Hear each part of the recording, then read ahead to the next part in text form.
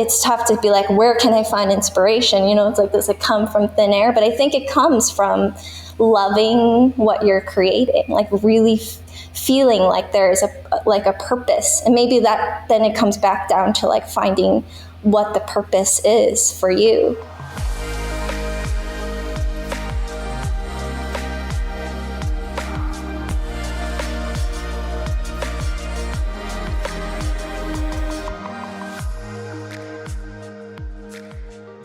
Thank you for joining us for another episode of On the Horizon, a podcast about what's on the horizon for sex workers and how to navigate it. I'm Jessie Sage, and you can find me on Twitter at sapiotextual and at jessiesage.com. And I'm Melrose Michaels, and you can find me at Melrose Michaels on social and melrosemichaels.com. Just a reminder, if you are enjoying the podcast on Apple, please leave us a 5-star rating and review because it really helps us to grow as a podcast and better share information from our guests to the sex work community as a whole. Last but not least, if you want to support the podcast, please go to anchor.fm/horizon, spelled WHORIZON, to become a premium subscriber of On the Horizon, which unlocks 2 bonus episodes on the 8th and 22nd of each month with tons of extra exclusive footage from ourselves and our guests.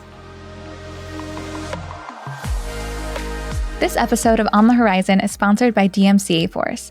DMCA Force is the authorized DMCA agent for the largest online creators and the platforms that they monetize. DMCA Force protects models, musicians, writers, videographers, artists, and tons of other creatives publishing their works online.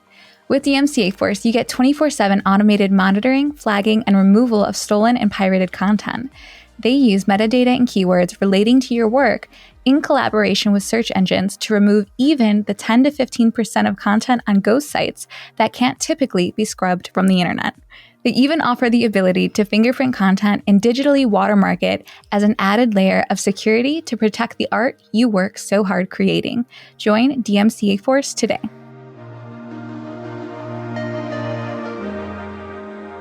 Hello, and welcome back to On the Horizon. Welcome. We are talking today about media production. Yes, and I love this topic because I am a content creator. But we've got awesome guests for this. Yeah, I was gonna say this is so funny because I was a content creator for like years. Mm-hmm. I still dabble in content creation, but I'm like a spoiled bitch because I don't do any of my own camera stuff. So when you see polished Jessie Sage, there's an operation behind it. And so like, it's so funny because sometimes I'll have people be like, oh, what camera do you use? And I'm like texting my husband and I'm like, what do we do? What camera do we use? Which is funny because now because you're like, oh, the tech behind everything is not Jessie. Yes, I'm quite familiar. But that's what's kind of unique about the way we set up this episode is that both of our guests are, they self-produce content. Yeah. Which that obviously resonates with me because that's my experience. I have a husband who's super good at this, but I don't let him in the room. Yeah. There's lots of reasons for that. Yes. But our first guest is Joey Kim, who is someone I've been inspired by and really admired throughout the very beginning of my webcam career 10 years ago. So getting to actually speak with her about the way she produces content, and also her interview went in a direction I didn't expect, really about the productivity angle and the burnout angle, which was really, really a great place. The art and inspiration. And the art and inspiration, and I love talking about, like, I'm less of a content creator and more, and like in terms of like visual content, but I'm a writer, and so like I can relate to what Joey Kim is talking about in terms of like inspiration and artistic quality and things like that from that perspective. So that was like really cool to me. And I have to say, like, I have a little bit of a crush on Bea York because so I had to like reach out to her because I love seeing like plus size, like beautiful curvy women like just shredding their stuff because we have similar bodies. And so like seeing other like plus size models, like I love that. It was cool to hear like how she does all of her and stuff. She really got into like the nitty gritty of like the structure of her business and like how she sets things up and what her process is and what a day in the life looks like, which is great to hear because it kind of you resonate and draw from your own experience. And it's like, well, oh, I do that too. Or, oh, I never thought about doing it that way. So there's a lot of insight for especially new creators listening to this episode. Like this could be really useful for y'all. Yeah, totally. So it was fun. It's neat to hear like people, whatever kind of products you produce, podcasts, videos, porn, still sets, books, whatever you're doing. Like it's neat to talk to other creators about like how they go about their process. Yes, and how they cultivate creativity. Yeah. Okay, so let's go to it. Who misses free and affordable ads without the anti-sex work rhetoric? Assembly 4 is a team of sex workers and technologists from Melbourne, Australia, aiming to bring back free and fair advertising to the sex work community. They also give back to organizations based in harm reduction, sex work, and education. Stepping away from the clunky design of traditional platforms, their platform, Tris.link, is a refreshing and well-needed change in both presentation and mission. It is free to join and open to all. In the words of an A4 user, from the policies to the language to the advice and tips, it makes such a big difference to feel encouraged and supported instead of policed. Joey Kim is a globe-trotting Asian American erotic film producer, photographer, burlesque dancer, and model. Since the debut of our first live stream show in 2010, Kim's movies and performances have been cited as nothing the porn industry has ever seen before in the Huffington Post. Well, welcome, Joey Kim, to On The Horizon. We're super excited to have you. Thank you. I'm so happy to be here. This is great because Jessie hasn't met you yet properly. Yeah. So I'm happy to talk to you for the first time. Are you going to be at Expos? No, I will not be. I'm actually going to be in Spain for like maybe another year or so, trying to get my residency here. Nice. She travels like crazy. She is like a world traveler. Nice. Yeah. So you're trying to live in Spain permanently? Yes. I mean, I've been in the EU. I actually lived in Russia before this for like over a year. Oh, wow. And then now I've been here in Spain, and I really want to get my residency here. So because like I know I'm like very lucky to be like born in America, where like I have a passport that allows me to go to so many different places, but you know, I still have my limitations as an like non-citizen between each country, and I just like fell in love with the EU and so many different parts of it, and in Spain especially, I feel like I'm at home here. Everyone is so open with you know, nudity and just like and just like the topic of sex in general. And I noticed that actually in Europe in general, like in Prague, there was like a sex shop in every corner, and I was like, and sex ads and it's very interesting. Yeah, no. We forget like how like living here, I think, I mean, as sex workers, we don't forget, but like it's easy to forget like how repressive our culture is. Yes. Yeah. It's funny that you landed on Spain too, because when I was in Spain, I felt very at home as well. And that was the first thing that stood out. Like it's a very warm city. Everyone's super welcoming. Yeah. And then sex and sexuality is very celebrated. It's beautiful. That would be so nice. Well, if you ever want to come visit me, I'm here. So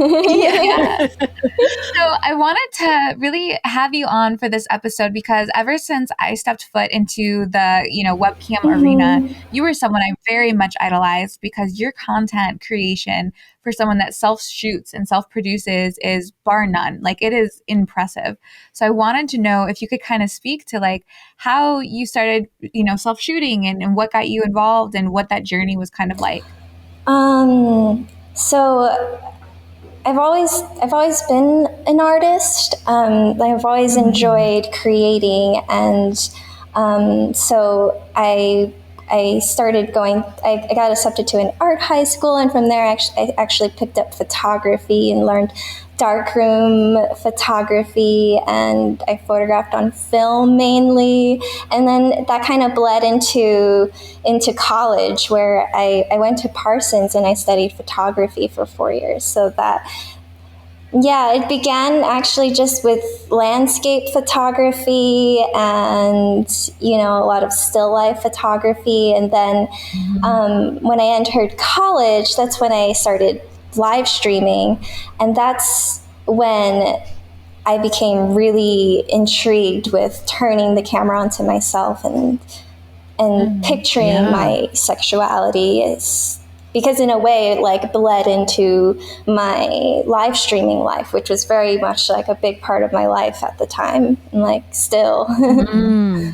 Yeah.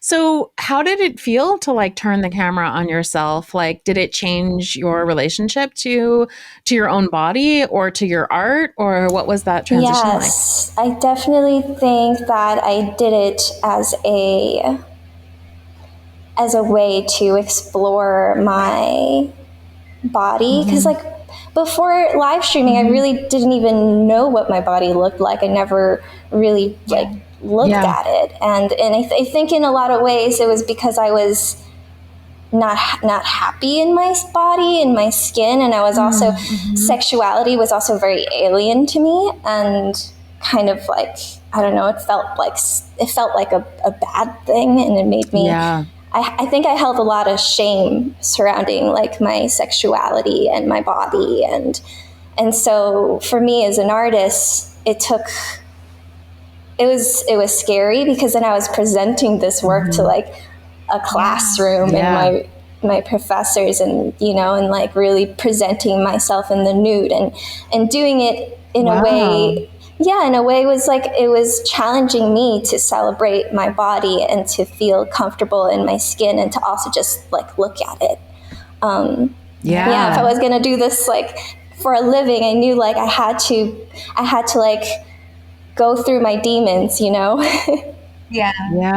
was that received like from like your professors in the classroom setting? Like, what was the, I guess, not consequence, but were there consequences, and what was the reaction? I think with camming and any kind of like adult industry work, there is your pros and cons. You're taking so many risks, and I think at the time I was actually there was a lot of cyberbullying. There's a lot of like threads being written about me, like shaming me for the work that I did. It was like, it was really rough for me, because I think at the time I hadn't prepared myself for it. So in a way, I felt it was like a bit of like a reclamation of my own body, of my own sexuality, and picturing it the way I want to picture, and presenting my body how I choose, rather how others chose to, Yeah, no, that's really interesting. Yeah. And because you had this art background, I mean, there's no denying that that's helped play a part in the styling of your content and the approach you take to, I guess, pornography. It's really hard to call what you make pornography, to be honest. It's like, it's very high scale art. But what are your feelings on that? Like, when you were going through this journey, do you picture what you do as pornography? I guess that's my first question. Yes, I do. I think, I also think that pornography and art it's not absolute. Like, they're not one. They could be both. I mean, I feel like a lot of pornography is art. I mean, there's so much that goes behind the scenes of production of producing a movie that, a lot of times we make it look so easy that it doesn't seem so. But there's, there's a lot that goes into it, and there's usually a big production. So when you're self-producing, you kind of learn to wear many hats and figure out how to do a lot of these things on your own. And that was like a learning process for me too, is like figuring out, I was studying photography, so I knew that was a strength of mine that I could really like bring into live streaming at the time where like I started, I guess 11 years ago, almost 12 now. And like at that time, there wasn't really like anyone using like a high quality camera for their live streaming. And there was no like really like, and I knew that was a strength of mine. I mean, it was something that I had been studying for so long. And like, I've kind of, I think with anything, like everyone can be good at photography. You don't need 4 or 7 years of university. It's like, it's just some things, it's like discipline and learning to do something by trial and error. And I think like, for me, I had that up my sleeve. So I did have to learn like how to connect my DSLR to my, and that took me, I remember I was so inspired. I like just stayed up all night, like researching and like trying to figure out how I could do it, and then just playing around but that's so funny. I just went through that process because I started gaming. And so for gaming, I'll use a much higher quality camera to stream, a professional camera, versus camming. I'll just still use like a Logitech. But man, connecting a camera, that is a feat. Like that took me 2 weeks to figure out. Now that it's done, and if I ever move or like change my office, like it'll probably never go back. It's so hard.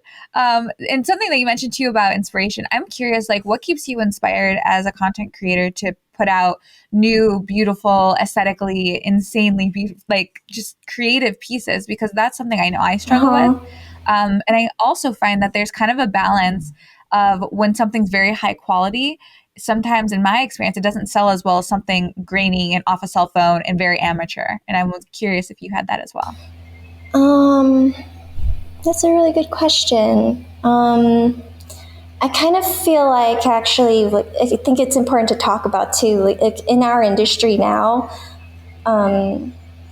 especially in like self-producing, OnlyFans producers and like cam girls and Twitch streamers and YouTubers and everyone who's like really like creating their own content for a living, we've kind of became a society or an industry addicted to like productivity. And then it's like it's like kind of taking place where our self-worth should be like, we think our self-worth is dependent in like what we try to do, and so we try to do as much as we possibly can, and then this leads to like burnout and just like an exhausting lifestyle. And I think for me, a lot of, in truth, I feel like when I have burnout, that's when I am the least creative. And in truth, I feel like productivity should be like the result of inspiration. Like when someone is inspired, the productivity takes no effort, and it's like it just comes into fruition. And it's so I think it comes back down to like self-discipline also, and like finding something that you love, that you're just so like, that you just feel so excited about in your heart, that like, even if you have like your trolls or people are just saying you're like, you know, terrible, you're ugly or whatever, like that, none of that, that you would still do it despite that even through the shitty parts, even through the, you know, even through the burnout, or even through the, you know, that like, you just, it's just like something that feels good, that like, is an expression. You have to find your inspiration. And I think that's like, it's tough to be like, where can I find inspiration? You know, it's like, does it come from thin air? But I think it comes from loving what you're creating, like really feeling like there's a purpose. And maybe that, then it comes back down to like finding what the purpose is for you in what you do. I love this idea though, like I love this conversation about talking about productivity though, and this like push toward like having so much content out all the time, and what the cost of that is, because there is like a cost of that, and the cost is like burnout and lower quality of work.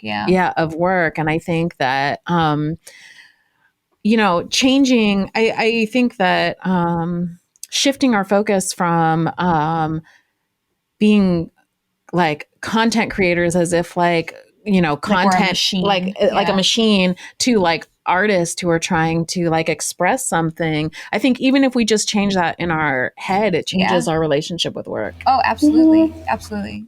That's a great point to make too. I'm curious for you, and because of your high production value, what is like if you're going to film and shoot content for a day, like what does that day look like? What is a day in the life on a content producing day? So usually for me, I usually draw my inspiration from traveling and like bringing myself into new spaces. And I think that the people, the culture, the unfamiliar spaces, like that's what inspires me. That's what motivates me. And that's like really my happiness. So I think like, I think when we go back to the question of like productivity, like, okay, so if productivity comes from being inspired, then how do I become more inspired? And I think for me, and like from what I've been trying, because I've been trying to like answer these questions myself a lot. I've been thinking about it a lot, and I've been thinking about mental health a lot, and I've been thinking about like, you know, where is that balance? And I think what I've learned is that inspiration is actually the natural byproduct of allowing yourself to go in the direction of like your happiness. And that makes sense. Yeah. And most people think like they're doing that, and you know, and they're making this money, and this money will make me feel happy, you know, but rather it's like, so you get this job that you do this thing that you don't feel inspired to do, or you don't like doing, because it gets you money, and you believe that this money is going to be like the source of my happiness. And you get there, right? And then you realize that like that's you know, that's actually, you were all wrong all along. It's like the opposite, where you have to kind of go towards your happiness to find your inspiration. And then that's like, I think that's when like true creativity comes, and that's where productivity comes. So I guess that's like why I travel so much, and why I've really like put a lot of like my earning and my income into traveling and finding these beautiful locations and shooting in these beautiful locations, and putting myself in unfamiliar spaces, because for me it was like maybe a little bit of an addiction of wanting to find inspiration and wanting to constantly be inspired. It sounds like you had a very like the place you're speaking from feels like you've had a very personal experience with like seeking out these kind of answers. Like, have you had, because I just went through this, and Jessie is well aware of this, like where I had a whole mental breakdown because I'm like, I'm overwhelmed. I can't produce this much all the time. I need to say no to something. Is that something you recently experienced? I experience it all the time, even like till this day. I don't think I've like found all the answers, you know, you know, but I still struggle a lot. And like in the last few weeks, it's been a very difficult struggle because, you know, I've lost like a friend recently, and that's been really difficult, like grieving the loss of her, because I found like there were a lot of similarities between me and her, in that like we had even like some similar friends. We were in the same like industry. We were like, you know, and like our last conversation, we were really diving deep into like those struggles, because we were literally mirrors. And it made me realize that like we're really not alone in like the questions that we have in our head and the struggles that we're having. And so in the last few weeks, it's sort of like all I've been thinking about is like where we find the potential like happiness, and like and is this the opposite of going in the direction of happiness? Yeah. That resonates a lot with me, and that helps me feel like I have some direction, just hearing you say that, because I'm very much about my business, and I'm like a very high producer. And there was a time, especially in my premium Snapchat days, because that was the bulk of my income for so long, where I was like pumping out a video a day, and that was my obligation, and that's what kept my fans around. And at a price of like $20 a month, they're paying less than $1 a day for my content. That even at my lowest quality content, that's still a lot of my time. A lot of my, like, I'm a perfectionist. Like, it's not taking me no effort. It's clever, you know? So I find that having that over my head, and although my fans are very appreciative of the amount I can put out, it's not worth what it puts on me. Yeah. You Yeah. know, like it's not worth the weight to Yeah. carry it. So it's really hard to find that balance. And I think that's a great lesson to teach people listening about media production, because that is something we all deal with and don't talk enough about. Yeah. And it is something we're all feeling, the pressure. Yeah, I mean, if you're sacrificing your current happiness for the promise of a future happiness, then you're cutting off like that. You're cutting off feeling like happiness and feeling happiness now, and you're gonna start to feel burnout, and you're gonna stop feeling passionate about what you're doing, and I think if you want to feel inspiration, you have to allow yourself to do what makes you happy. And even if it, because I think there is also, I think it's also important to talk about, like, there is a time where you plant the seed and where you water it, and where you're really like, there's a time to reap, and there's a time to sow. So I think there's also that, like, you have to find your inspiration, your happiness. You also have to know that, you might not be making any sort of impact, like, or the impact you want, whether that's financially or like to touch people or to spread awareness, or whatever that is. And you have to really feel, it has to be something that makes you feel passion. And if you don't know what that is yet, you have to try to figure out what it is, and your productivity level will skyrocket. Yeah, absolutely. Well, where can people find you and your work? Can find me on Twitter. I'm Joey Kim TV. I'm also on Instagram, joeykim.tv, and you can find me on my site, joeykim.tv. Great. Thank you so much for coming on. This segment of today's episode is sponsored by Sex.com, one of the absolute best content creator platforms out there. It looks better than any other, has a higher level of security than any other, and boasts over 3 million unique visitors a day scrolling through viral looped adult short form videos. Sex.com is like, well, sex itself. A lot of people do it. Some just do it much, much better than the others. Sex.com. If you're gonna do it right. Bea York is a lingerie and photography enthusiast. She's been an indie adult performer for the past 6 years and loves having an outlet to create with purpose and passion.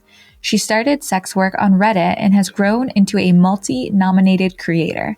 Her goal is to use her growing knowledge and creativity to show all bodies are worthy of feeling sexy and glamorous. When she is not perfecting her craft, she loves craft beer, traveling, trying new foods, and being fabulous. All right. Welcome, Bea York, to the podcast. We're super excited to have you. Thank you so much for having me. Yeah. Can you tell our audience a little bit about yourself? Sure. I've been in the adult industry for about 6.5 years now. I started very low key on Reddit and just kind of grew myself as a content creator, an adult performer, into the powerhouse that I like to think that I am now. That is an accurate description. We actually haven't really talked about Reddit on this we haven't. That's podcast yet. Because that's an unusual place to get started. Was there was that intentional, or is that just how it kind of organically came to be? Like, was it a choice? Why were you on Reddit? Yeah, why'd you start there? I only ask that because I cannot figure out how to use Reddit. Like, I hate it. It doesn't like me. No, it doesn't like me either. I mean, it doesn't always like me, so... The moderator just don't like me. They, kick me off of everything. Yeah. I don't know. I can definitely help. Always be nice to the mods. They work hard, I promise. Sometimes they're jerks, but I was a Redditor before, a very avid Redditor. And really, there's a subreddit for everything. And it started off because I was also in the middle of cleaning out my closet. And I was selling off a lot of my old clothes that didn't fit. But then I had all these panties. And it felt like such a shame. to just toss them. Yes. So I did my research because, there's information everywhere on Reddit. And of course, there's a dedicated subreddit just for the sale of panties. And that's actually my first dabbling into sex work. And from there, it was learning the other adjacent sex work subs and building up what other things I offered along with panties. And yeah, it was just, will you make a video? Sure. Yeah, I'll make a video. Will you sext with me? Will you have a cam session with me? Yeah, sure. Until eventually I had enough clips built up to set up a ManyVids account. And that was 4 or 5 years ago. Wow. That's interesting. That's not usually the story, how it unfolds. That's really neat. So for those who might not be as familiar with you, if there's any left,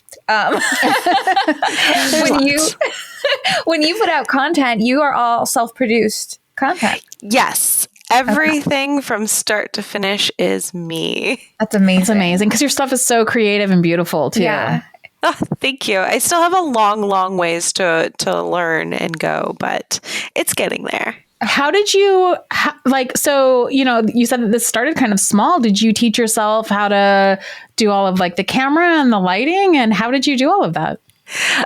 Well, in the beginning, if anyone looks back to my earlier videos, which they're all still out there and they do still sell almost as well as my newer stuff, I didn't actually know any of it. The lighting is terrible and it's so cringeworthy looking back on some of my older work, but people aren't necessarily buying it for that thing. That's how we feel about the first half of season 1. Yeah. Yeah, that's always how it goes. It's you realize and you look back ooh. Yeah.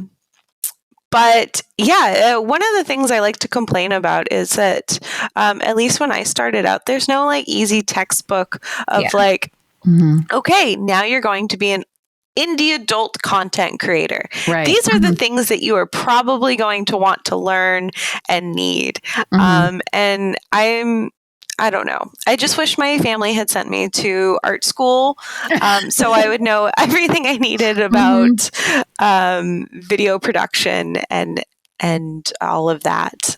Yeah. Because there's just, it was a lot of learning on the go. Yeah. Yeah. I feel like that's so many people's stories is that we just had to start learning how to do it. Yeah. There's so much magic in just doing the thing and then just practice makes perfect. You do it more and more, you get better, you see what you could have done better. I'm curious too, because we've had this conversation before. I'm very much I like to produce high quality content. I like to be very creative and beautiful with my content, but that stuff rarely sells as well as when I a cell phone clip from a bathroom or you know what I mean? Something very grainy and dark and not lit at all. That is what flies off the shelves. I'm wondering if that's your experience as well. At least when it comes to especially Twitter engagement and stuff, they seem to love, actually, and Reddit as well. They always love the very, very no makeup, simple selfie, but something that I spent hours doing and editing. But yeah, it's kind of across the board where people like that. I think that very girl next door amateur feel, which is kind of tough because I'm now in a spot where I really do love putting all the love and hard work into creating something aesthetically perfect. Yeah. But fortunately, I have a good enough fan base that appreciates that as well. So yeah, I appreciate that on your Twitter and Instagram. And I was one of the things that you do that I really like is the sort of the time lapse videos where you show how you built your set and stuff. So what kind of work goes into, it looks like a tremendous amount of work goes into all of your and sets. money. How expensive is that? It adds up, but it's just money. Yeah. Hopefully the sales justify. Yeah. Yes, definitely. I would not invest as much into all the fun equipment and lingerie if it was not sustainable. Right. Or I might, but. Who am I kidding? I invest in lingerie. PJ's like, how many things do you have? And I was like, not a lot. And he's like, I haven't even seen this ever. And I'm like, okay, all right. I was going through my lingerie closet and I was like, oh, wow, I really haven't worn this in a while. And then I have like this whole rack of new stuff that I was like, oh, this is going into next month's stuff. Oh, wait. Okay. I need to like dial it back a bit. But as for like setting up sets, I would say it's like super intensive in comparison to like some people that I follow on Instagram that do amazing work. But you know, it still takes some advanced planning, and I would say like an hour or so to just make sure the lighting's perfect. I have the backdrop and like all the props the way I want them. And like little things like that. What does your like normal day look like? It depends on what kind of day it is. So usually there's like a photo set day, or like a video production day. For photo sets, it's, you know, normal, get ready, make myself pretty. If I was smart enough, I like had set everything up the day before so I can just walk in, get changed and get the ball rolling of like test shots and going. If not, then, you know, of course I have to like set it up, play with the lights, do my test shots. And it's a lot of just, I have the interval timer on my camera and, you know, it's just like trial and error. Like, took 50 shots, scroll through them real quick. Okay, what did I like? What can I change? Redo it a few more times until like I get like a money shot. And then, do you have an LED, like a screen where you can see yourself, like almost the way like a front-facing camera would be? Do you have my camera has the small flip screen, so it's only like this, so I can only be so far away. I think my next toy that I want to invest in is like one of the nice little LEDs to put on top of it. Okay. Or doing it like the authentic way and have my like laptop with it and be like a true pro photog someday. But usually it takes like a few hours, I want to say, because I have to go back, walk back, repost, blah blah blah, and then break everything down and upload it and edit it. When it comes to videos, pretty similar, just in a different space, where I kind of plot out what I need to film. I have my outfit set up hopefully the day before, to make it that much easier, and have my lights all ready to go and just start rolling. Clean up after it's all done and edit. So I'm surprised because like I know for my personally when I shoot, especially if I'm doing something a little bit more like over the top with like a makeup look or like a costume look, which is rare, but if I do something like that, I always shoot photo sets with my video so I get photos in the look. Do you do that? Because it sounds like you separate your shoot days. They are very different, and I think I know that you've mentioned this in one of your like one of like the I can't think of the name. It was either at like Why Not or something. And I've thought about that I should be more strategic, but it's hard for me to like separate because I like kind of compartmentalize. Yes. Wow, I can't talk today. So sorry. I compartmentalize. Wow. And like if I'm in like photo mode, I really think about just photos and like because the lighting's different. There's like a little bit more to it, and it's usually done in a different space. And then when I'm filming, it's you know, like there's like a checkbox of like shots, and it's a different lens. It's, there's different things that go on. I think it's probably different too, because you're shooting with a pro camera versus like I've given up. I mean, I have access to those because my husband's a photographer, but I've given up that process because for me, if it's not easy to do and quick to do, I won't do it. Like I know this about myself now. So like I'm shooting everything from iPhone, and I'll go into slow-mo, or I'll go into different settings on my iPhone to get some of those shots the way I would want it shot professionally. But like, I know, and I think that's probably why it makes more sense to shoot differently, because a camera setup is different for video than for photo, and the lighting, like you mentioned. So that makes more sense to me. Yeah. I mean, I wouldn't say I have like super fancy equipment, but with the interchangeable lenses and like different lighting, I just, when I'm in one mode, I don't think about the other, even though I totally should. When I created a lot of content was like, I just pulled like, when I was doing the editing, I just did screen grabs of like places that looked good, and then would put those out as like pictures. That's smart. I would like cheat though, because I would also like pull the audio out of videos if they were like JOIs or things like that, and then repackage and sell them as like audios too. I'm going to put that in the SexWorkCEO course. Yeah, I used to do that all the time. And then you'd have to edit it differently because you can't leave long pauses that are visual, you just like pull the audio, re-edit it just as audio, and then like put it out as audio products. That's smart.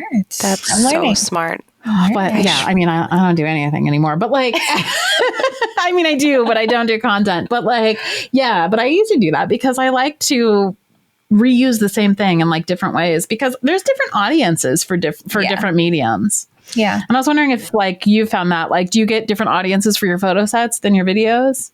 Oh yeah, definitely. Yeah. There are people that follow me just for the artsy photos and love that. There's those that like go wild over like my lazy Sunday, no makeup nonsense. And then there's those that like are super loyal to every video that I've ever made. And it's just try and get a little bit for everybody, and just continue to make stuff that I still enjoy making. Yeah. What's your favorite thing to do? I would say it's probably photo sets now, just because I have the most to learn as far as like perfecting the way I want it to be. But I think I'm finding my old love for cinematography and filming that I once had, now that I feel a little bit more comfortable with some of the things that I was struggling with. Yeah. Gotcha. What kind of advice would you give to like new people who want to create content? Like if you were going to say like, this is where you should start, what would you say? Would you tell them just run away? Do something else? I would say learn the basics on your phone and get really comfortable with that before overwhelming yourself with anything fancier than that. I did all of my content I actually only got my camera 2 years ago, and that was my very first digital camera that wasn't like a silly little point and shoot in my early 20s. So it was a big learning curve for me that I didn't know I would have to face. So I think just starting out on your phone, you can be very successful doing everything from your phone. Yeah. Cameras on there are amazing. I would say start there, then learn about color editing, color correction and light editing. And then, learn about the basics from there, and then let yourself evolve. What's your favorite part of the job? I would say the creativity that I get to have in my work is probably one of the biggest things, because I can just... I can pull creativity. I can pull inspiration from just about anything and anywhere. Yeah. And then make it into something that's relevant and fun. Yeah. I love that. Yeah. That's a good place to end. Where can people find your work? The easiest thing is probably to just Google Bea York, and wherever you want to you can find find what's most relevant to your needs. But I would probably say my favorite platform is probably Instagram, because it's where I can post my prettier pictures. Yeah. And that would be Bea York. Nice. The U is because I started out on Reddit. Yeah. And because Bea York was taken. I hate when that happens. I feel really bad about that. Well, thank you so much for chatting with us. Yes, this was great. Yes, thank you so much for having me. All right. Well, it was fun to chat with you. Thanks so much. Thanks. Today's episode is sponsored by ePlay, an adult live streaming platform creating an online ecosystem for creators to engage with their fans that's easy, exciting, and empowering. At ePlay, you earn 80% of revenue on everything from live streaming to private messages with your fans to your sub club membership fan site. ePlay even allows you to earn money while you sleep with offline tips. Do what makes you excited, take control of your business, content, voice, and freedom as a creator. Consider joining ePlay today. All right. So this is an announcement that I don't want to make. I'm just kidding. Okay. No, we actually just spent a lot of time this season talking about like time management, and I am going to let On the Horizon go on without me. I didn't plan on doing it forever, which was like so it's not that big of a surprise. I wanted to get this go off the ground with Melrose.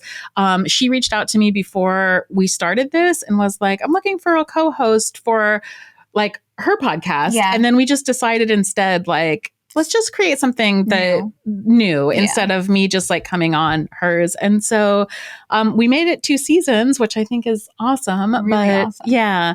But I'm in the middle of like finishing my book and trying to launch that. And I want to go on a book tour when it's done and just have a bunch of stuff going on. So yeah, we've had a lot of discussions amongst ourselves privately about like saying no to things and like taking things off of our plate. And I'm certainly completely understanding of her needs at this point with her book and everything she's got going on. I'm in the same season, just with different things that I'm saying no to. Yeah. So although it's a goodbye for now, Jessie will be back at some point in some capacity. Yeah. I want to come back. I want to be a friend of the show. A friend of the show. Our resident bestie. And, who knows? Maybe we'll co-host a future season, but I don't want to give away too much about what's next. There are some things in the work, maybe a new co-host. So you will have to tune in to season 3 to find out more. Yeah. Thank you. Thank you for all the support that you've given us. I've loved doing this show. I'm not, leaving because I don't want to do She's breaking up with me. No, I'm not breaking up with her. I'm not breaking up with her. I just, have to work on some other projects. I'm just becoming a side chick. That's all. Maybe that. Yeah. Maybe that a little bit. But that's okay. So we wanted to let you know in a formal capacity and let you know there's no ill will. This is all mutual and consensual. But I want great things for On the Horizon. I love the show. I love our branding. Yes. We came up with everything together and I want to see it go on into the world and thrive. So I'm happy to be a part of the sprouting of this podcast. You planted the seed and you nurtured it. Yeah. So no, we will obviously be missed, especially all of the academic things that I can't bring to the table. But maybe our new co-host could supplement some of that. Yeah. So stay tuned and we will see you next season. Well, I will. Yeah, you will. I'll watch. Yeah, she will be a viewer, a listener, and a fan, I hope. Yes, definitely. All right. Bye, Thank guys. you. Thank you for joining us for another episode of On the Horizon, a podcast about what's on the horizon for sex workers and how to navigate it. I'm Jessie Sage, and you can find me on Twitter at sapiotextual and at jessiesage.com. And I'm Melrose Michaels, and you can find me at Melrose Michaels on social and melrosemichaels.com. Just a reminder, if you are enjoying the podcast on Apple, please leave us a 5-star rating and review because it really helps us to grow as a podcast and better share information from our guests to the sex work community as a whole. Last but not least, if you want to support the podcast, please go to anchor.fm/horizon, spelled WHORIZON, to become a premium subscriber of On the Horizon, which unlocks 2 bonus episodes on the 8th and 22nd of each month with tons of extra exclusive footage from ourselves and our guests.